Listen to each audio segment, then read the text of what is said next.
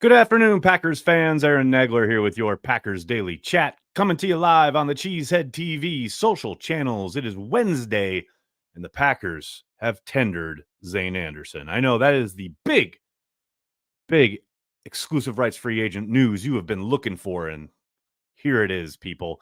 I will say, I wanted to lead with Zayne today because good on him, man. Guy that the Packers picked up from Kansas City back a couple summers ago, who we all remember. We went through the kind of phase where we joked, is this a real dude? Is this a real person? And then lo and behold, last year, not only did he, contribute mightily on special teams, but he started 2 games and played pretty damn well when called upon, to the point where things really seemed to take a downturn once he got hurt in that Minnesota game. But for his part, I remember when he got the kind of call up, so to speak, there at the safety spot, I was ready for disaster, and he played surprisingly well. Very solid contribution from scrimmage. Got obviously his first interception in the NFL against the Saints, but overall, just his work as a starting safety, one of the bigger surprises of the season in my eyes, and obviously valued by the Packers. Going to keep him in the fold. The tender offered today, I would assume he'll end up signing it and remain with the Packers. The kind of glue guy you need on teams, a guy that obviously you want your special teams, especially core special teams players, to be able to step in from scrimmage when called upon and play at a high level. It's something you hear from LaFleur all the time regarding you have to practice as though you're a starter. And it sure seems like Zayn Anderson had been, because when he stepped in there at the safety spot opposite Xavier McKinney, he played pretty damn well. So shout out Zayn. Glad the Packers are keeping him around. The world needs ditch diggers too, and he is certainly a premier ditch digger on the Packers roster.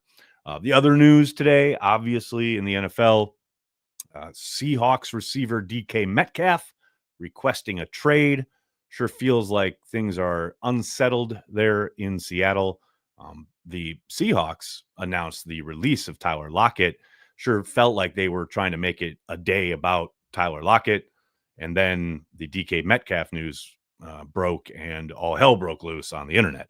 But there's little doubt that the Packers will at least make a call, be in the conversation, as Brian has said repeatedly. I will be very surprised if the Packers are able to land DK Metcalf. There will undoubtedly be a number of teams interested. I do think possibly the Packers could float the 23rd overall pick if they are desperate to land Metcalf. But I would be very surprised if Brian Gutekunst gave up 5 years worth of control, that first round pick, for a receiver entering his third contract. That's just me. That's just my guesswork, but we will see. There will undoubtedly be plenty of other suitors. Like I said, I think clearly the Patriots have been reported upon. I think today someone was positing the Bills. I know the Chargers will be in the mix. There'll be plenty of teams after DK's services. And the Packers, we shall see if they swing, if they hit, or if they miss. How are you all doing there in the comment section? So good to see everybody. Everyone mixing it up. Before we get going, one housekeeping item. I did blast this out both on Patreon and here on the YouTube post community page and on my Twitter page. But heads up for all Patreon members and Carry the G Club members, there is no happy hour tonight. I had to move it to tomorrow. I'm really sorry for the late notice, but my Wednesday evening dance card became full. Just had something come up family-wise, so everything's fine, no emergency or anything, but just won't be able to do it tonight. But all the information remains the same. We will meet tomorrow night, same time, 6 Eastern. Information remains the same, and it's on the pages. So I will see you tomorrow night for happy hour. But right now, it's time to talk to you guys, and Joe leads us off with a super chat. Every great team needs some lunch pail guys. 1,000% correct. And I understand people, especially this time of year, Packers fans who see other teams making certain types of moves that revolve around big names or big swings as far as trades go. They kind of do the poking with a stick meme, do something. The Packers are diligently working. They have brought back 2 of their pending free agents. Now they've tendered one of their exclusive right free agents. They will slowly but surely build to the new league year, probably bring a few more guys back in that potential free agent class. But yeah, there's lots of work to be done each and every day, and the Packers are clearly going through their list, so to speak. Zayne Anderson was up next.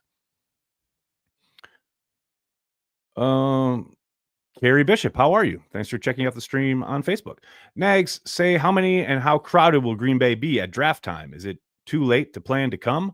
No, not too late at all, although it will be very difficult at this point to find lodging anywhere in the Green Bay area. I know there are plenty of spots kind of on the perimeter around Wisconsin, around Green Bay, but in Green Bay proper and in the surrounding area, hotels are going to be tough at this point. I will say, as far as how many people, the local estimates between what the NFL has said and working with Green Bay community leaders, they have said that they expect a smaller crowd than what they saw in Detroit last year, but it should still be around 270,000 people, which is absolutely crazy. I'm very excited to be part of it. Can't wait to be there. I will be there in Green Bay for the draft all 3 days. It's going to be a lot of fun. We'll be streaming here live on Cheesehead TV, covering all the selections on days 1 and 2, doing reaction videos on day 3, and wandering through the crowd there across the street from Corey's place at 1265 Lombardi. It's going to be a lot of fun. Hope to see a lot of you there, and be on the lookout because we're going to have information regarding that week and some get-togethers we're going to be having. At first we were thinking about just doing some kind of like Patreon meetup like we do during the season, but I'm pretty sure we're gonna do something open to essentially everybody. Still working out the details, but be on the lookout for that because it's going to be a lot of fun. Dean, what's up, man? I think I understand what this is in reference to. I don't understand why people are clutching Romeo. Dude has hit his ceiling, had a hissy fit, and skipped a game. Concussions. Why would Seattle want him is the question. Dean, well, tell us how you really feel, buddy.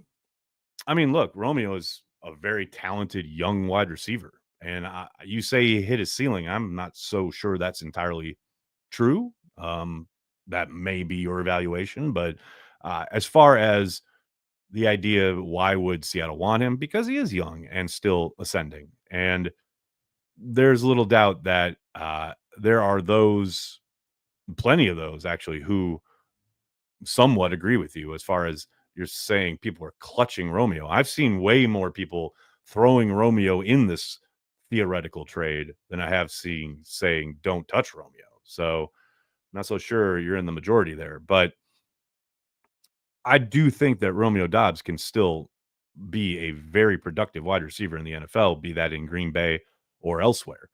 All players have value. I understand there was that episode earlier in the season, and I get that the concussions are a concern, but man, you could, to quote Al Pacino in Heat, you get killed walking your doggy. I mean, you get hit by a car tomorrow walking across the street. Guys get hurt every day in the NFL. Your career could be over after 2 plays in any game. This idea that if he's been cleared, and that's all the indications have been, that there are no long-term lingering effects, he's going to continue to play football, then I don't see how the concussions are an issue.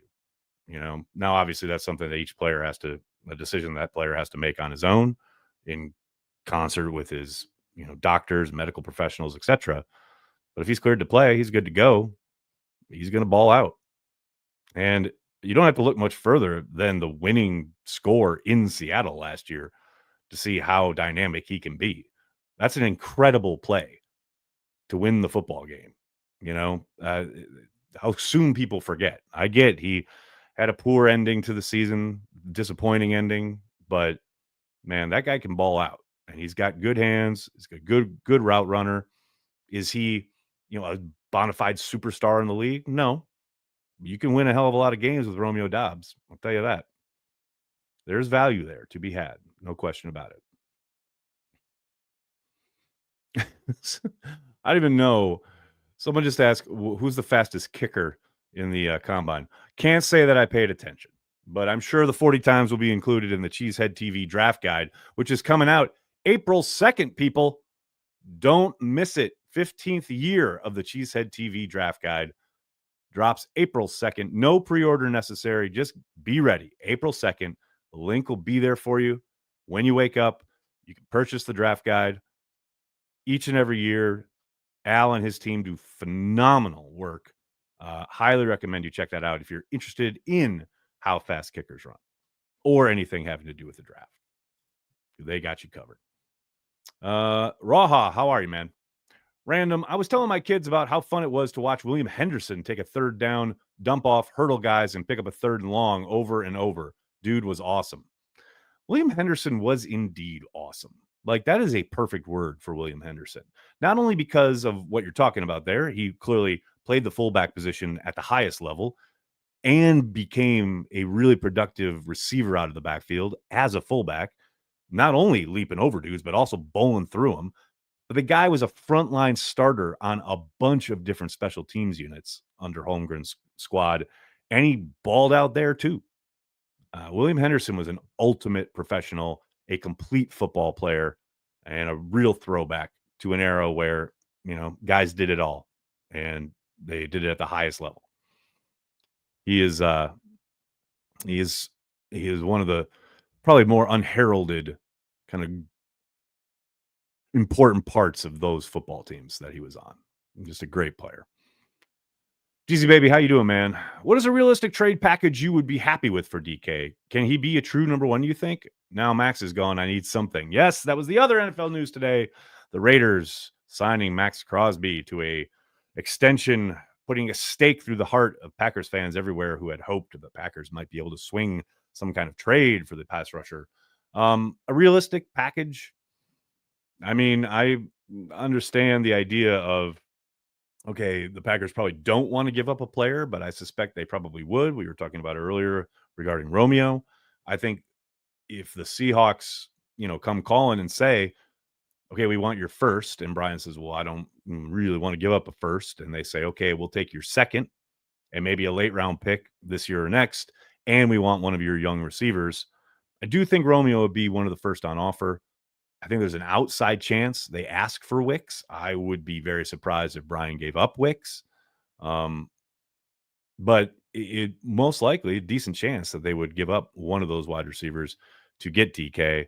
As far as he a number one, I wouldn't consider him on the same level of, the Chase Youngs of the world. Chase Young, the Justin Jeffersons. He's not that level, but he is dynamic as hell at what he does regarding taking the top off a defense and being able to run a lot of the stuff that you've seen Christian Watson doing, drawing coverage away from him. But also because of that, the way he is played by defenses, they can, be threatened a few steps off the line. He hits the slant and he ain't gone. Big muscular dude who, fits that mold of a perimeter receiver that the Packers have always loved. And certainly, I wouldn't put him right up there at the top of the top when it comes to the best wide receivers in the game. But he is dynamic as hell and would certainly give the Packers what they need regarding a guy on the perimeter who defenses have to account for each and every down, each and every situation, rolling coverages his way, probably leaning towards safety help, opening things up for everyone else on the offense. You've seen it now through two iterations with LaFleur, with Rodgers and Love. When MVS went down or when Christian Watson has gone down, that element has completely shifted the balance of how defenses play Matt LaFleur's offense. And for whatever reason, they have not been nearly as effective or explosive without that element on the offensive side of the ball. It's not even necessarily that they have to feed him, but they have to be able to utilize his threat to open things up everywhere else. And it sounds maybe a little esoteric, but the evidence is there on the film. You can see how teams play you differently with different personnel. And it's a real problem for the Packers because without it, like I said, and it hasn't, whether it was MVS or whether it was Watson, when those guys have gone down and they have missed time, the Packers have really, I'm not going to say always struggled, but they have certainly been a very different offense and not nearly as explosive, and things haven't come nearly as easy when those guys and their presence is on the field.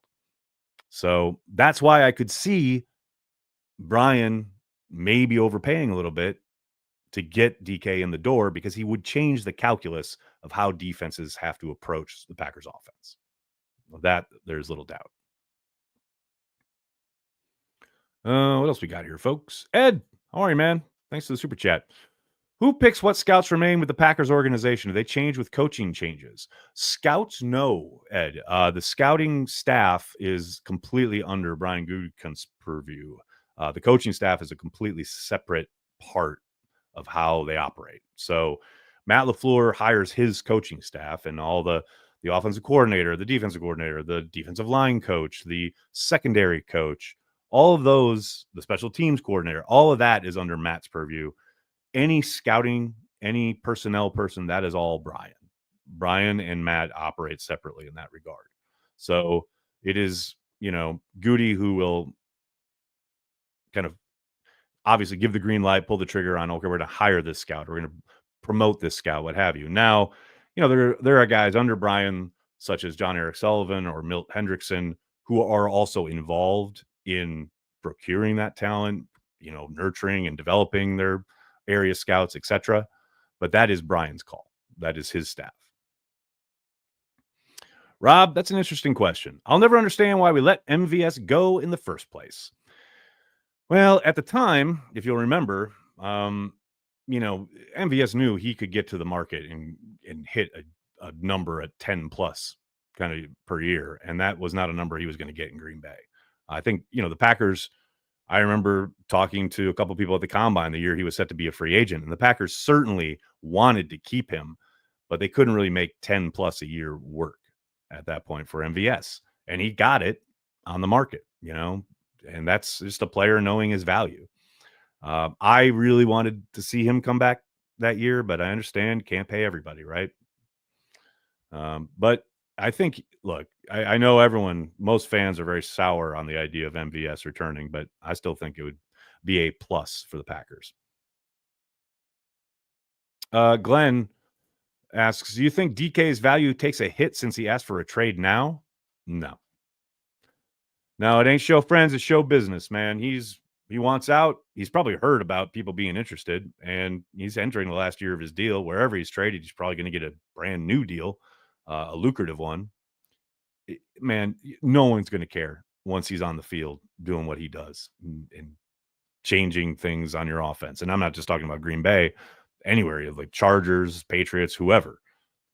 Nah, that's especially since there will be so many teams involved that will not put a dent in his value.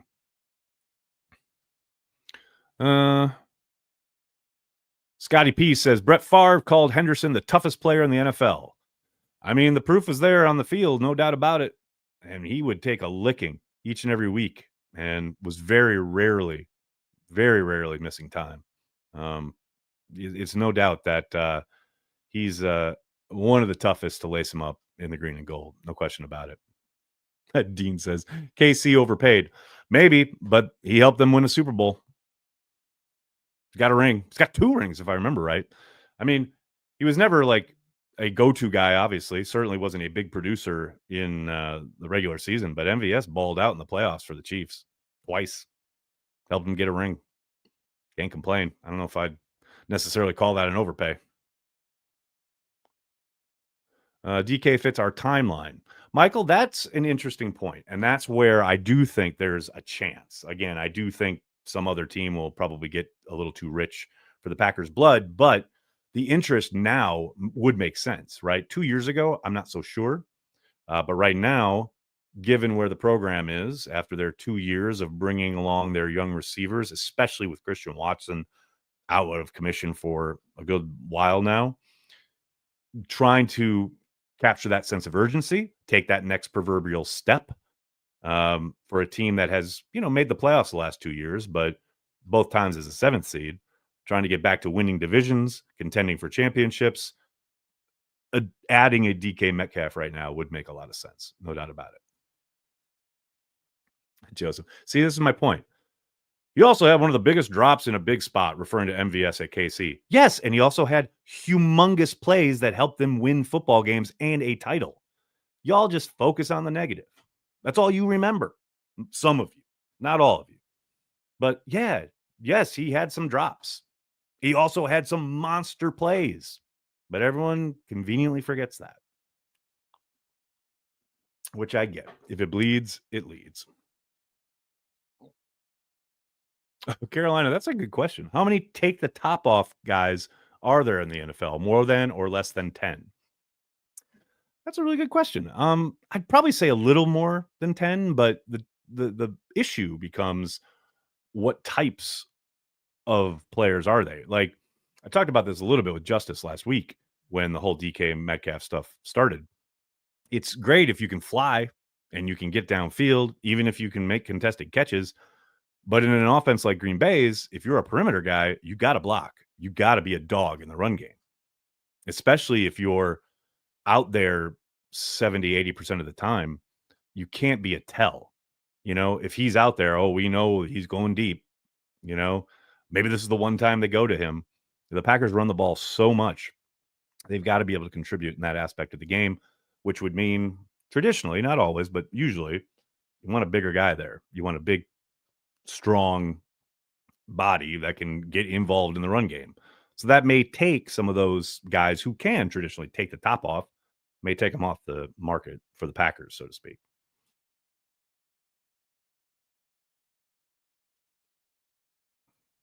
Man, a little tickle in the throat there. Sorry, guys.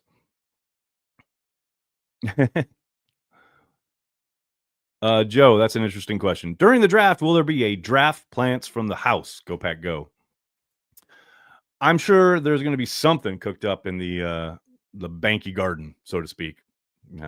TBD is the best chance I got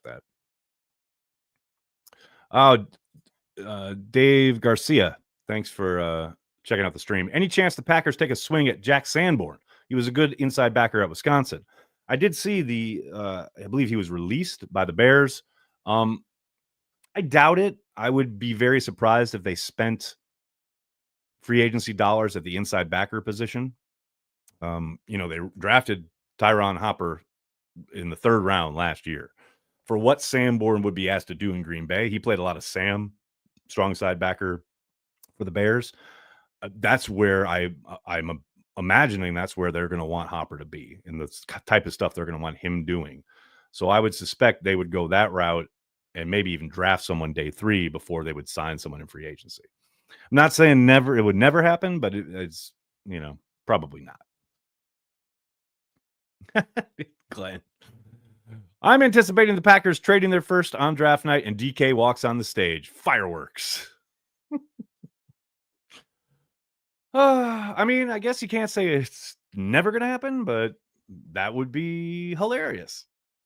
But I'd be also very surprised. Oh, M, what's up, man?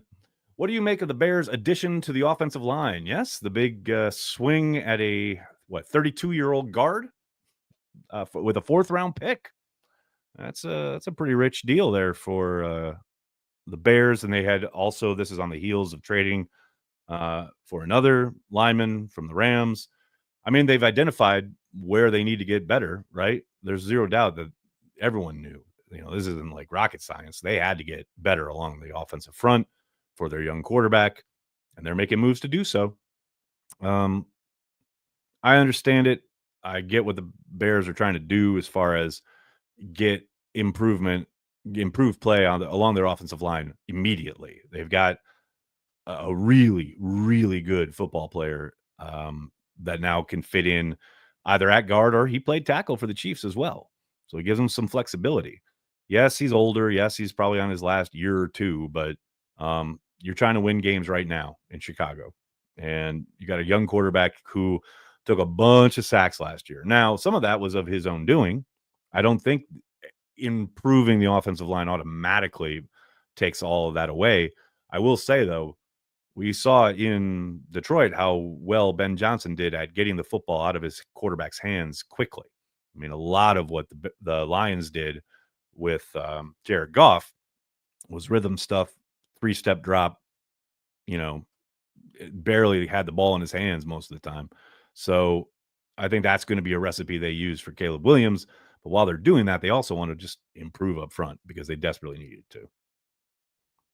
The Bears try, but they still suck. Sean, that's fair. That is absolutely fair. Oh, Funko, I'm glad you asked this question. Do you agree with the hate on Wicks? Man, no, absolutely not. And I just find it fascinating that, and I've talked about this during the season, and I'll probably talk about it for the rest of my life, how much amnesia the Packers fan base seems to have each and every kind of cycle where guys are coming up and developing in a draft and develop program, which the Packers have run basically for 30 years. But because a guy doesn't hit the ground running and become a superstar instantly, his first 2 seasons, he's a bum. He needs to be cut, trade him away. Wicks is still an insanely talented, still really young wide receiver. And everything you look at, whether it's the metrics, whether it's the tape, shows you a guy who's still very explosive off the line of scrimmage, does excellent work against man coverage, something that the Packers still, as a whole, have really struggled against. Wicks excels at. Now, of course, the problem has been, and the glaring issue, is he hasn't held on to the fucking ball. But you know what? So did Davante Adams, Jordy Nelson, James Jones. There are a litany of guys that you could name in a Packers uniform who started, somewhat unevenly, and throughout their tenure became really good receivers. And I'm not saying Wicks is automatically going to do that. But man, it's been 2 years. Just relax. There's every possibility that he just maybe not takes over the NFL in his 3rd year, but becomes a very, very good weapon for the Green Bay Packers. Just have a little patience. That's all I ask. So if you ask me, do I agree with the hate on Wicks? Absolutely not. People are just way too prisoner of the moment about all this stuff. All right, everybody, I'm going to have to get going. Cannot thank you enough for hanging out, talking Packers each and every day, Monday through Friday, right here on the Cheesehead TV social channels. Please do me a monster favor. Hit like on the video, subscribe to the channel, and then tell your friends and tell your family, Cheesehead TV, we are devoted to Green Bay Packers fans worldwide. Thanks a lot, everybody. Have a great night. Go Pack Go.